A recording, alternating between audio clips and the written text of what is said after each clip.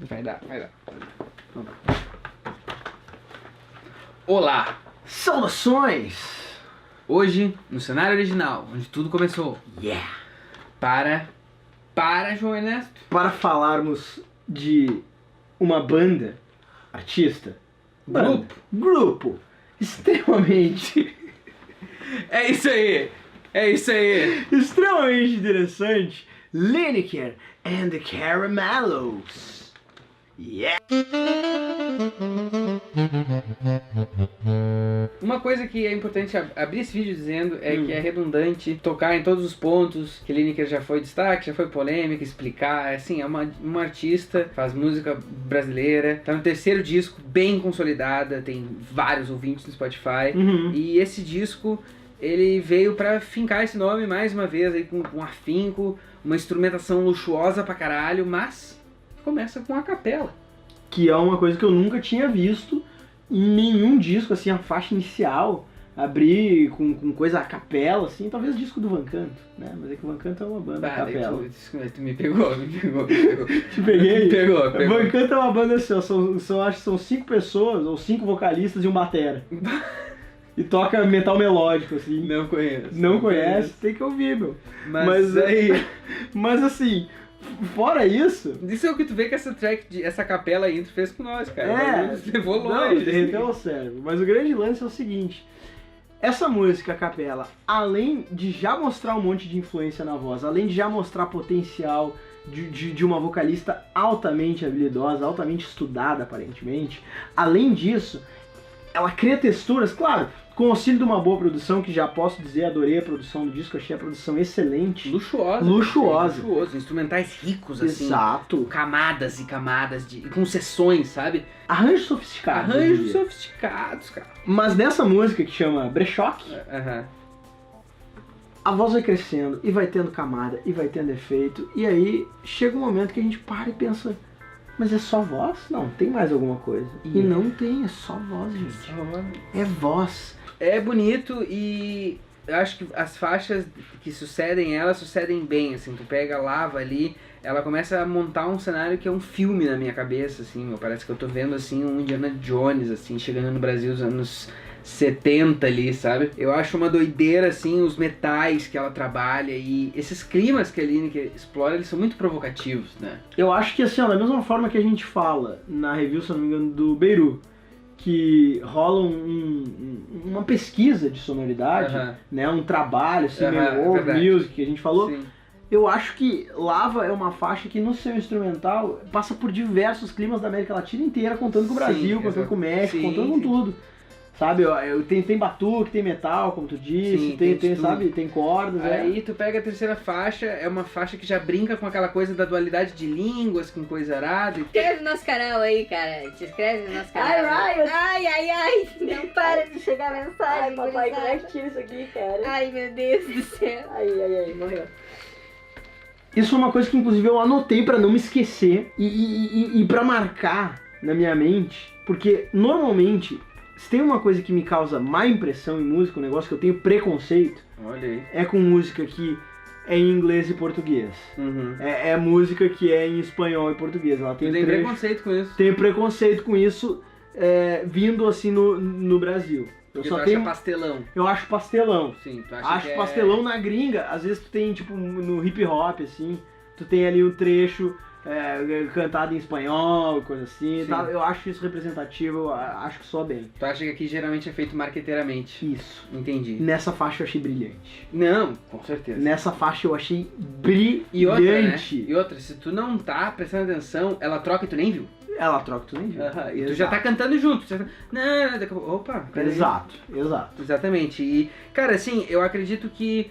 Vou te ser sincero, com a minha ouvida desse disco, várias vezes, ele entrega vários climas fortes até ali a metade. Na metade ele começa a ficar um pouco misturado pra mim, saca? E a gente vai mensagem fica turva. A mensagem fica um pouco turva pra mim e eu acredito que a mensagem se perde em ecos de si mesma, na minha opinião. Porque, por exemplo, nós falamos de Lava, de boa ali, uma faixa ótima. De Ontem, eu acredito que é uma ótima faixa também.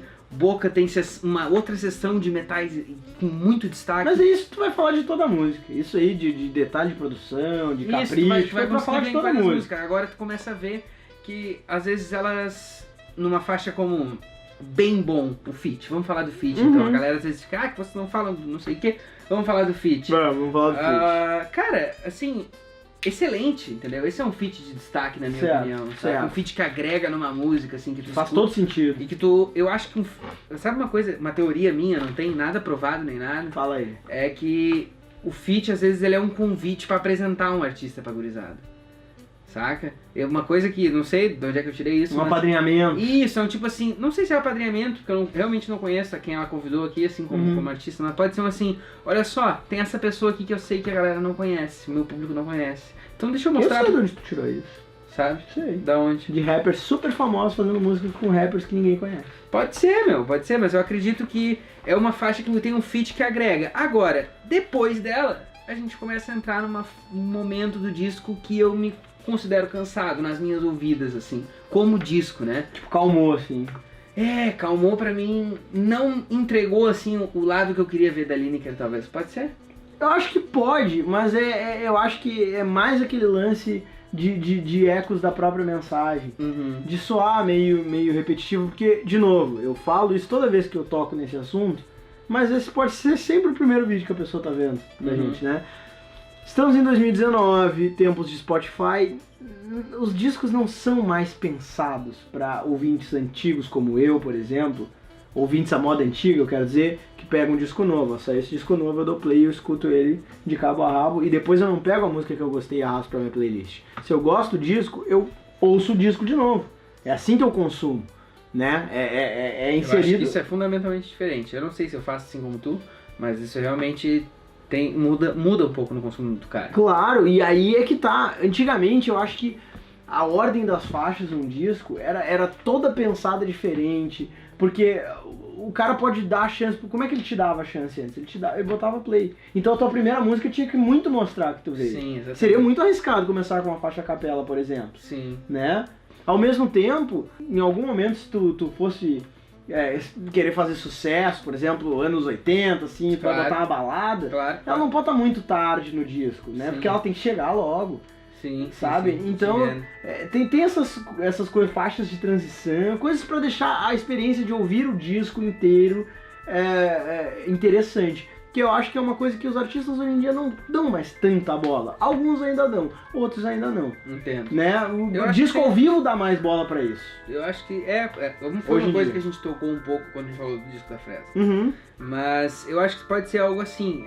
O que tu achou assim? Como é que tu acha que o disco progride na tua ouvida? Não, eu acho que assim, chega um ponto em que os climas ficam semelhantes, né?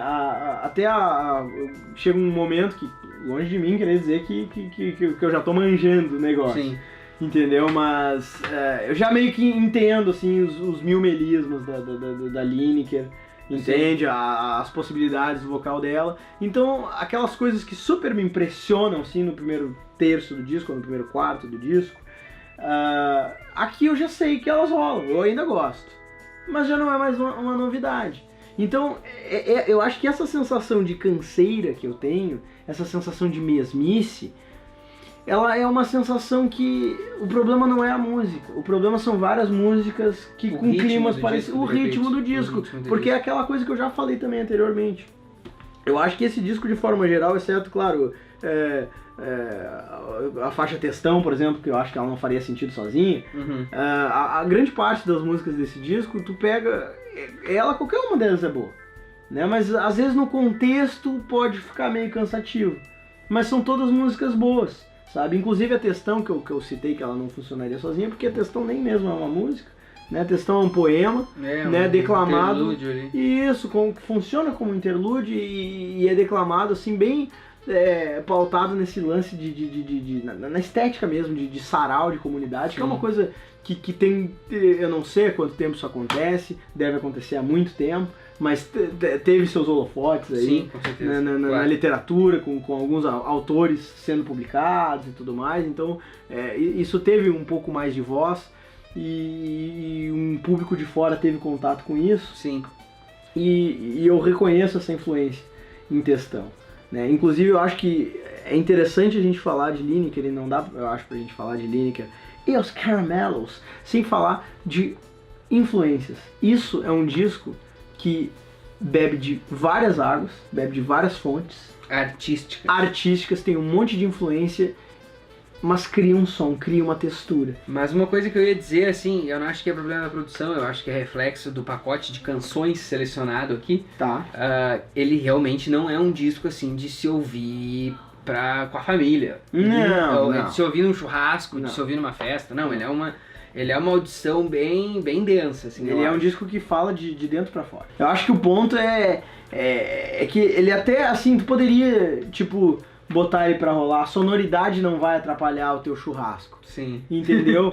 Mas é um desperdício dessas letras. Isso aqui é pra ouvir e pensar. Isso, é verdade. Eu acho que faz todo sentido, né, a gente ouvir e refletir. Eu acho que essas são faixas que elas não são fáceis. Né? As letras elas não são de fácil assimilação. Os temas, né, cara? Os temas, né? Aqui tem muita coisa. Né? Eu não vou nem ter a petulância aqui de explicar pra vocês, porque eu não entendo, eu não sei se eu entendo, é difícil saber se eu entendi. Sim, claro. Eu sei que eu achei muito complexo. Sim. Muito bonito. Muito bonito. Mas dito isso, acho que é justo a gente chegar no momento do clímax desse vídeo, onde a gente diz se a gente salvaria esse disco em nossas respectivas playlists. Bom, então, falando de novo coisas que eu sempre falo, quando essa pergunta é direcionada pra mim, é meio se eu voltaria a ouvir esse disco. Tu voltaria a ouvir esse disco? Ele tá salvo no meu Spotify, cara. Tá salvo no teu Spotify? Já está salvo. Eu ouvi ele de novo várias vezes, né? Eu ouvi de novo, fui fazendo anotações, não sei o que, depois eu ouvi de novo. E, cara, assim, eu não acho, como falamos, né? Não acho que esse é um disco pra toda hora, mas é um disco que com certeza eu vou revisitar, sim. Eu gosto dessa tua perspectiva e eu também salvei ele. Eu não salvei ele inteiro. Algumas faixas eu admito que eu deixei no Spotify. Ele podia ser mais curto, ele podia ter 10 músicas. Talvez, mas eu salvei ele sim. Eu realmente não conheço os outros sons dela, vou buscar. Porque esse aí me instigou. Certo. Dito isso, eu queria dizer que se você é uma pessoa amada que ficou até aqui, se inscreva em nosso canal. Dê like no vídeo. E possivelmente, se não for pedir muito, compartilha aí, mano. Sabe por que é bom compartilhar? Porque boa parte do nosso público é o quê? É gente que tem banda independente, que tá começando, que quer divulgação. E aí eu te pergunto, Lucas, quem é que divulga banda independente no YouTube? A Legal Fucking Records. Pois é, e quanto mais famosa a Legal Fucking Records for, mais famoso tu vai ser aí. Compartilha aí, mano. Fala a mão, exatamente. É isso. Dito isso, meus caros, vamos pela sombra. Yeah.